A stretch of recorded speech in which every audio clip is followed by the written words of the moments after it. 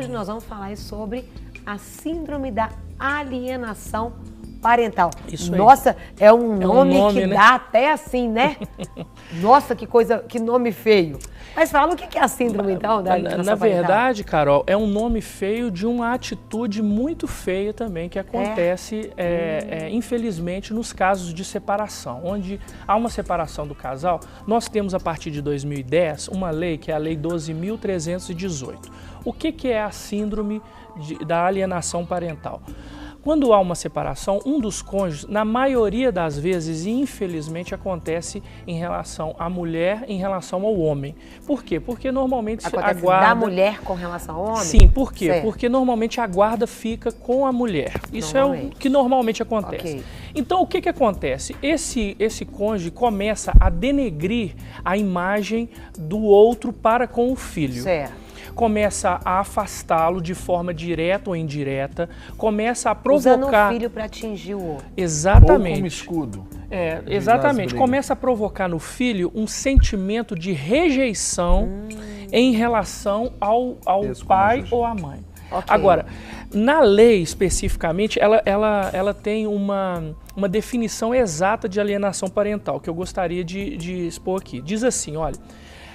interferência na formação psicológica da criança ou do adolescente, promovida ou induzida por um dos genitores. Ou seja, por um dos genitores, pelos avós ou pelos que tenham criança ou adolescente sob sua autoridade. Ou seja, não é só os pais que podem provocar alienação parental, mas uma pessoa que tem a guarda ou os avós. Para que repudie o genitor, ou que cause prejuízo ao estabelecimento ou manutenção de vínculos com este. Ou seja, o objetivo da pessoa que provoca alienação parental é que o filho corte relações com o pai ou com a mãe. Nossa. Quer dizer, é algo terrível e que a gente precisa buscar evitar na nossa sociedade. Nós estamos falando de vida, de né? família. Nós estamos falando de família e às vezes acontece até de forma velada, de forma induzida, como nós vimos aqui no texto. Então, assim, são atitudes que, às vezes, as pessoas provocam até sem querer. Eu até me lembro, Carol, assim, saindo um pouquinho do tema, eu me lembro que em programas anteriores ou na rádio, você até deu um testemunho disso, que a sua mãe, que você é filha de pais separados, e que a sua mãe sempre fez questão que o seu pai tivesse contato com você, ou seja, ela evitou que acontecesse alienação parental, não é isso? Isso, com certeza. Ela sempre preservou, porque meu pai poderia não ter sido um bom esposo no sentido para ela, mas isso não queria dizer que ele não fosse um bom pai. Então ela sempre preservou essa relação de pai com filho. A imagem, né? Isso. Do pai para os filhos, sem denegrir, né? a imagem, sem expor, né, as dificuldades entre eles, mantendo para que esse vínculo de pai e filho não fosse quebrado. Isso é muito importante para a nossa identidade. Isso é tudo, essencial, né? E principalmente na criança que está tendo tendo o início da sua formação psicológica. Isso. Então, depois, o que acontece? Lá no gabinete. Sim. Você que vai receber lá no gabinete. Um vê filho que está revoltado com o pai, um filho que não aceita o amor de Deus porque não conheceu o amor do pai. Por quê? Porque ele foi vítima de alienação parental na sua infância ou a sua adolescência. Agora, doutor Irlan, pegando até esse bom exemplo aí da Carol aí, ali a mãe, a Carol distinguiu a figura do pai enquanto esposo e da figura pai. Sim. Quais são, então, esses motivos que desencadeiam aí a alienação parental? Então, normalmente o motivo ele é relacionado ao fato de que uma das partes não aceita o rompimento do relacionamento amoroso. E aí, como uma forma de vingança, como uma forma de punição, como uma forma de dizer, você não me quer, mas você também não vai ter os filhos. A outra parte começa a causar, por exemplo, dificuldades para que o filho tenha acesso ao pai. Ela começa sistematicamente a colocar defeitos em relação ao pai. Ela começa sistematicamente a impedir que o filho faça qualquer tipo de comentário elogioso em relação ao pai. E aí o tempo todo é como se fosse uma lavagem cerebral. O tempo todo prejudicando a imagem do pai em relação ao filho. Agora, só para entrar nesse Sim. caso aqui, Carol, me permita aqui, eu conheço uma situação onde, por exemplo, uma pessoa, ela deixou o filho para alguém da família cuidar, Certo. ok? Porque ela não assumiu a criança, foi fruto até de um adultério e tal, isso aí não vem Certo. muito ao caso. E essa pessoa que assumiu cuidar dessa criança, já estava mais velha e tudo, quando o filho dela assumiu, falou assim, não, então me dá aqui, eu vou assumir, eu vou meio que adotar essa criança. E pegou a responsabilidade. O pai falou, não, que bom que está com você, o menino vai ser bem cuidado, vai ficar feliz, será extraordinário. Aí a mãe, ó, que legal, fica mesmo, você vai nos ajudar, eu sei que você e a sua esposa serão excelentes para ele. Certo. Aí agora a mãe resolve tomar o menino de volta. Só que a mãe não tem assim uma condição tão boa quanto, né, de assumir a criança. Só que a gente às vezes percebe a mãe tentando fazer isso com essa figura dos pais adotivos. Entra dentro disso? O que você está falando, Serginho, entra na seguinte situação. Por exemplo, tudo isso que foi feito de uma forma legal? Agora está sendo feito legal. Porque como a mãe pediu a guarda novamente da criança, essa família substituta aí, eu acho que assim que chama, entrar com adoção. Aí entrou com a adoção. Teve a causa, ganhou a guarda. E no processo ficou estabelecido que determinado dia da semana ficaria com a sua genitora. Entendi. E nesses dias de visita existe essa condição. Essa situação. Ah, não, ó, você não chama a outra lá de mãe, não. Você não Exatamente. chama o outro de pai, não. Isso. Ó, ali não, aqui que é legal, lá não é legal. É uma situação, sim, de alienação parental, onde a própria mãe está denegrindo a imagem da mãe substituta, não é? Para poder criar no filho sentimentos negativos. Na verdade, o que se busca, o que se vê na alienação parental é que nós vemos que o genitor ou a genitora, ela acaba ficando excluída ou excluído da vida do menor. Então, é uma situação assim. Agora, nesses casos, quando se forma o vínculo afetivo, quando se forma o laço afetivo, dificilmente essa mãe biológica, por mais que seja biológica, vai conseguir retomar essa guarda dos meninos.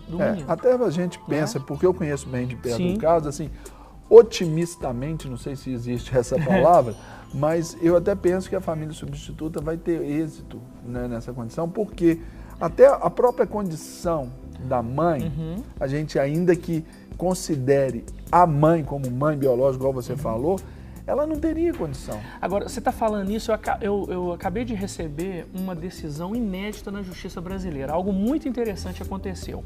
Uma pessoa adotou uma menina, só que ela já tinha 70 anos de idade. Adotou a menina já tinha 8 anos de idade. Depois de 5 anos, sabe o que aconteceu? Ela resolveu devolver a menina pro lar. Então, 13 anos. Isso acontece. Devolveu para o lar onde ela havia adotado a criança. Ou seja, depois de 5 anos, dizendo o seguinte, eu já estou com 75, 76 anos, ela está dando muito trabalho, ela não me obedece, então eu vou devolver. E devolveu. Quando essa menina completou 18 anos, sabe o que ela fez? Ingressou com uma ação de indenização por danos morais contra essa mãe. E sabe o que mais? Essa mãe foi condenada a pagar 100 mil reais de indenização. Por quê? Porque ela criou toda uma expectativa de uma nova família, a criança criou vínculos afetivos com ela e, de repente, é como se o nosso pai, a nossa mãe, assim, não vou te devolver para a maternidade. Nós já fizemos entrevistas aqui e na rádio também.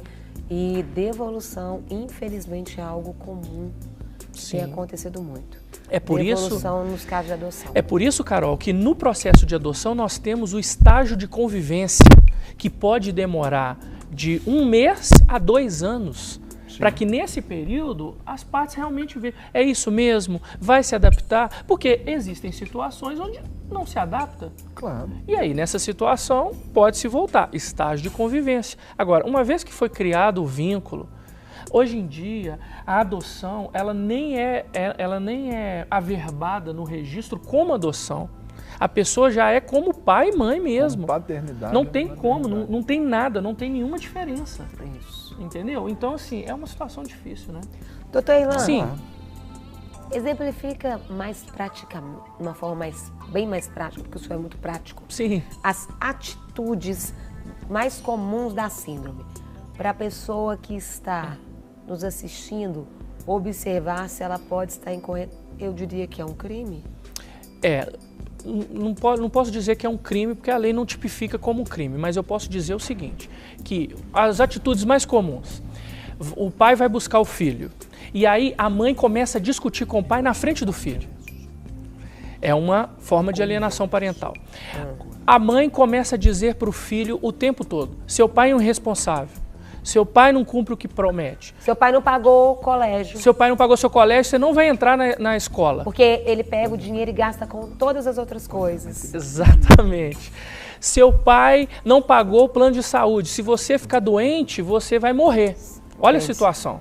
Nossa. Quer dizer, são situações... Outra coisa, o seu pai não vale nada. O seu pai é um banana. Ou seja, desmoralizando, afetando a honra dele. Entendeu? É uma forma de alienação parental. Ou então, defeitos, né? O seu pai, aí vamos imaginar que ele tem um defeito físico, aí fica focando naquilo ali. Para quê? Para que possa incutir na criança um sentimento de desmerecimento em relação ao pai. A gente, dois pontos, a gente está usando, né, o exemplo da mãe com o pai, porque normalmente a mãe acaba ficando é o maior filho, número. Sim. Né? Mas a gente não está aqui desmerecendo o sentimento, né, ou desmerecendo o sofrimento, às vezes, que muitas mães, muitos pais abandonam, né? Nós sabemos, o senhor, Sim. muito na prática, os pais só são homens na hora de fazer ali o filho do ato sexual. Depois não tem a função de homem, né, de pai. Mas isso não dá o direito da mulher de detonar, de atacar a identidade do seu Emocional filho. do seu Emocional tem que preservar. Porque às certeza. vezes a pessoa assiste e fala, nossa, mas nem sabe. Não, é uma preservação. Não Com é? certeza. A gente já vê, Irlan e Carol, por exemplo, eu ouvi a respeito de um número que de 40% a 45% das crianças registradas aí, hoje só tem o nome da mãe. Ou seja, já muito, ou seja, quase a metade. E se essa criança, ela já tem essa ausência do pai, isso é porque não tem, não declarou, não registrou. E agora desses 45%, 48%, tem o nome do pai e às vezes só a fins de registro. Então isso causa um dano, vamos dizer assim, eu não vou falar irreparável, porque nós cremos num Deus que é o nosso Pai Celestial. Aí que ele diz que ainda que uma mãe que amamentando o seu filho venha deixá-lo, ele não vai se esquecer de nós. Mas causa um dano assim seríssimo, gravíssimo, emocionalmente falando, na vida dos filhos. É verdade, né? e às vezes a gente pensa que, por exemplo, seria só essas atitudes diretas. Mas, por exemplo, eu não falo mal, mas eu tenho amigos e amigas que por minha influência falam mal do meu ex ou da minha ex pro menino. Não só também amigos, mas às vezes a mãe. Ó, o seu pai, Sim. ou a sua mãe, no caso, aí para equilibrar, não vale nada. Não sei como que meu filho, minha filha casou com ele ou teve você. Exatamente, os avós no Os caso. avós. Agora, pode ser também através de terceiros. Outra coisa também que se enquadra na questão da alienação parental. Por exemplo, o pai ou a mãe muda de domicílio para dificultar que o outro tenha direito de visitar. E não avisa. E tem que avisar. É obrigatório avisar. E outra coisa, tem que ter uma justificativa. Tá mudando por quê? Entendeu? Aí muda, por exemplo, vai mudar para um outro estado ou para outro país. E aí o pai passa a não ter mais condições de ter acesso ao filho. Aquela regularidade é uma das visitas, formas, né, de alienação parental. E isso aí também é um dos motivos, é um dos porquês que a lei proíbe a alienação parental, E quais são esses porquês? Então, o primeiro motivo e grande motivo é a questão do direito fundamental da criança e do adolescente de conviver com os pais. Então, antes de mais nada, é um direito da criança, previsto na nossa Constituição e previsto no Estatuto da Criança e do Adolescente. Outra coisa também é que a alienação parental, ela prejudica o relacionamento do adolescente e da criança com o grupo familiar. Ele começa a ter ele começa a não enxergar mais um grupo familiar, mas apenas uma pessoa que responde por ele.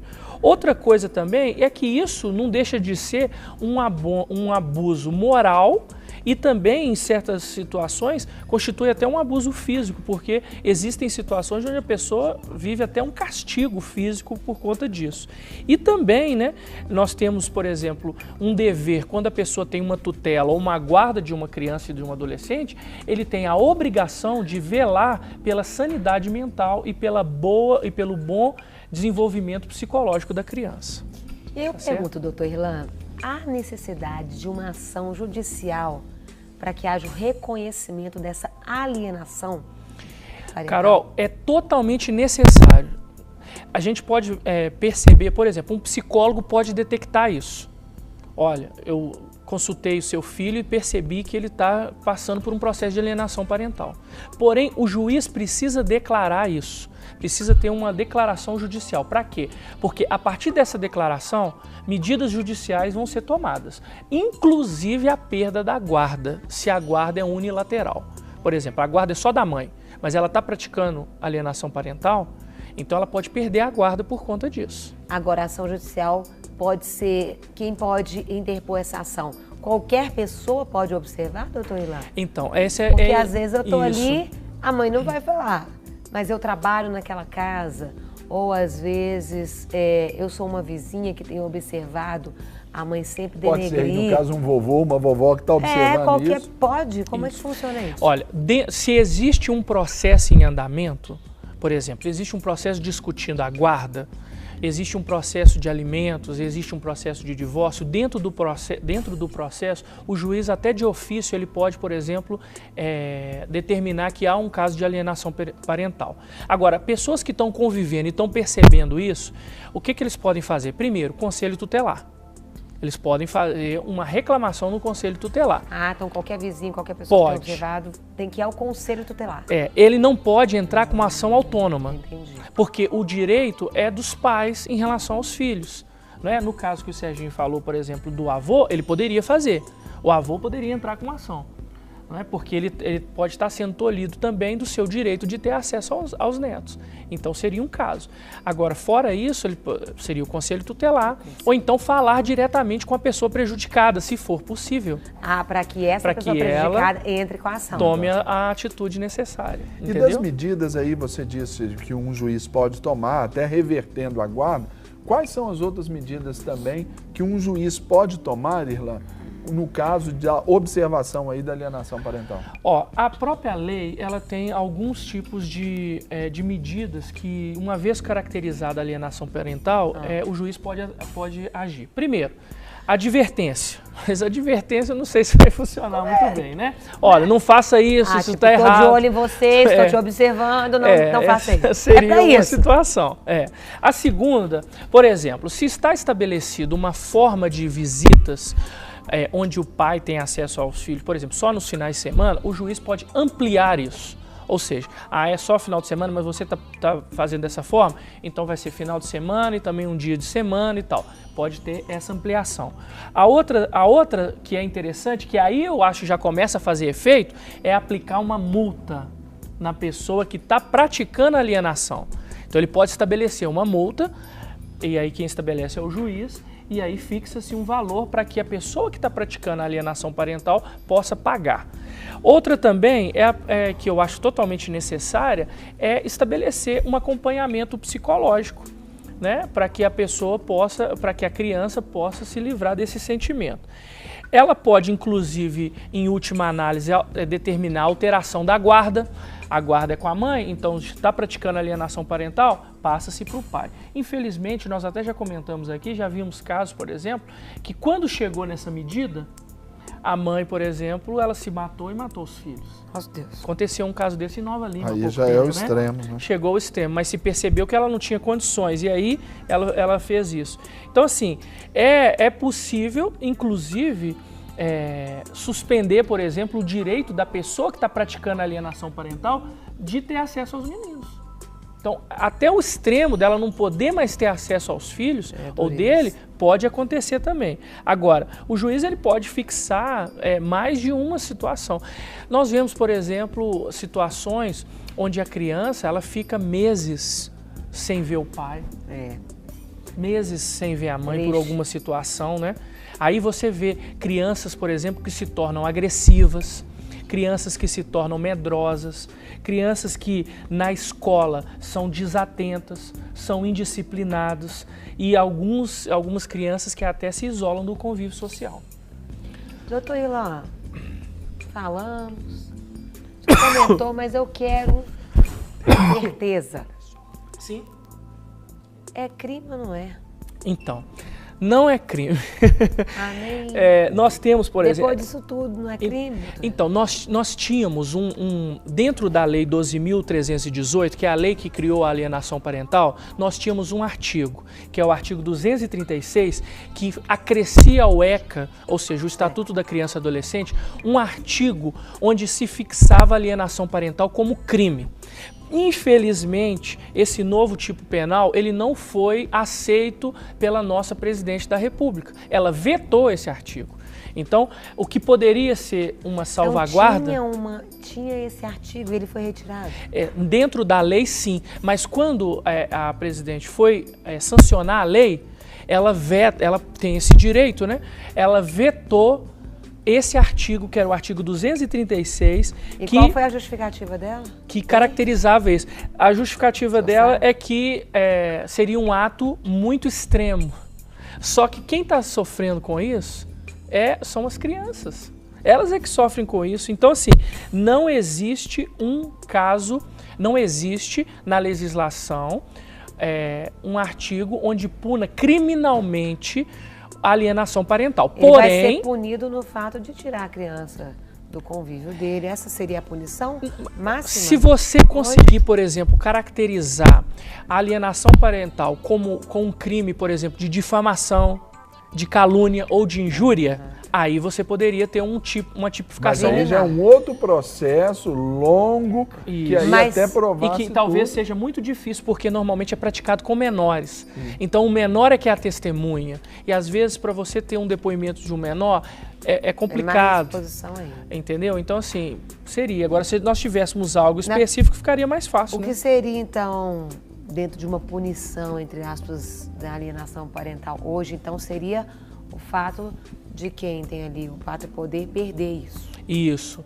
A pessoa que tem o poder familiar, ela pode fazer o quê? Ela pode perder a guarda, ela pode perder o direito até de ter acesso ao menor, ela pode pagar uma multa, ela pode ser advertida. Então tem algumas situações. Ela pode controle, um cuidado psicológico. Cuidado psicológico, ela pode ter ampliada o direito do menor de ter acesso ao genitor que não tem o poder familiar, não tem a guarda. Então, tudo isso pode ser utilizado para que seja uma forma de punir a pessoa que está praticando a alienação parental. Agora, meu querido doutor Irlan Mello, há como blindar os menores dessa situação? É feito isso, a lei assegura, o pai tem que fazer, como agir para cuidar aí, proteger o nosso menor aí? Veja bem, Serginho, nós vivemos num mundo onde os menores, os pequenos, eles buscam referências o tempo todo. E quem é a referência de um menor, de uma criança? São os pais. Então, dificilmente eles terão maturidade suficiente para conseguir ficar livre de um processo de alienação parental. Então, a situação é que todos nós que estamos envolvidos na convivência familiar com esses menores, nós precisamos ficar atentos e principalmente pais que se separaram, eles precisam ter algo na sua mente. Olha, o filho não tem culpa. Ele não pediu para viver essa situação.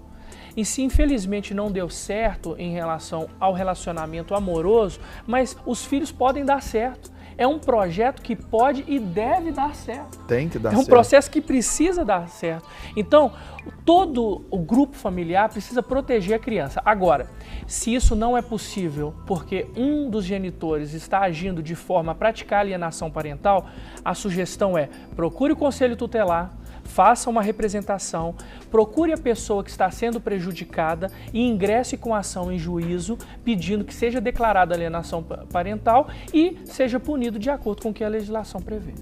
Tá certo? Tá certo.